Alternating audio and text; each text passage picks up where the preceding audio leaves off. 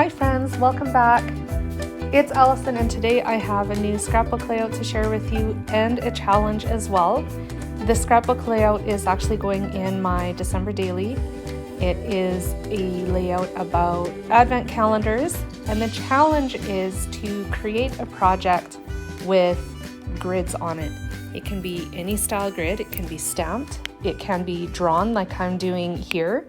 It can be hand stitched. I'm also going to be doing that off camera though, just because it does take up some time.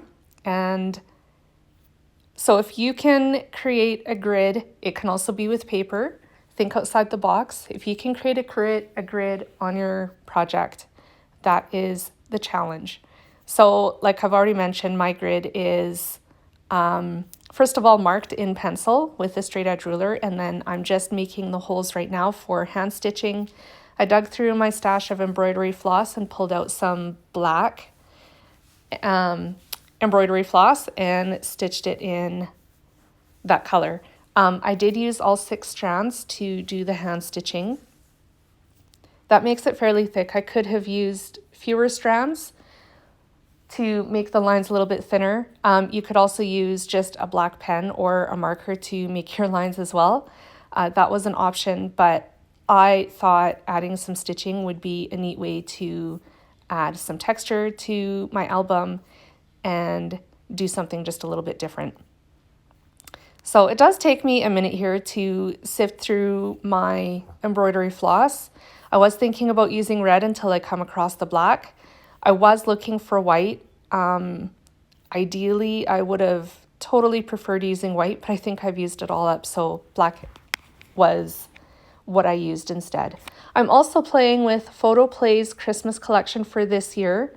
It is called Tulla and Norbert's Christmas Party. So it is chock full of gnomes and other great icons, bright colors, and some super cute phrases and images as well. Also, lots and lots of ugly sweaters. So if you are a fan of gnomes, Tulla and Norbert, and ugly Christmas sweaters, this is the collection for you. You will find it in the shop. So if you're looking for a good Christmas collection to do your holiday scrapbooking with, or even your December daily, this is a great option for you. I'm pulling out some of the chipboard stickers, and then I will switch to the 12x12 sticker sheet as well, looking for icons that will fill in some of the boxes in the grid that I created. So I pulled out some ornaments. I also pulled out a cute little snowman, and now I'm switching gears and pulling out the 12x12 sticker sheet. I will pull out a little reindeer that's tugging on some ribbon of a Christmas present. I add that blue circle with a snowflake in it to one of the squares. And I think that's it from the sticker sheets. At this point, I decided I was going to switch gears and add some Cricut die cuts as well. So I cut a pair of mittens, and I also die cut another image. I can't remember what it is right now. Oh, holly. Duh. I did try the holly that was in the sticker sheets, but they were a bit too small and I didn't want so much white space around it. So I put it back onto the sticker sheet and just die cut holly instead. Not all of the squares on this page is going to be filled. I did leave space for pictures. So I think 2 of the squares, or one of the squares at least, will have a picture in it, and then 2 of the other squares will have journaling. I'm not going to do that right now because obviously Christmas hasn't started yet, but the reason I chose to do an advent calendar is because that is tradition in our family.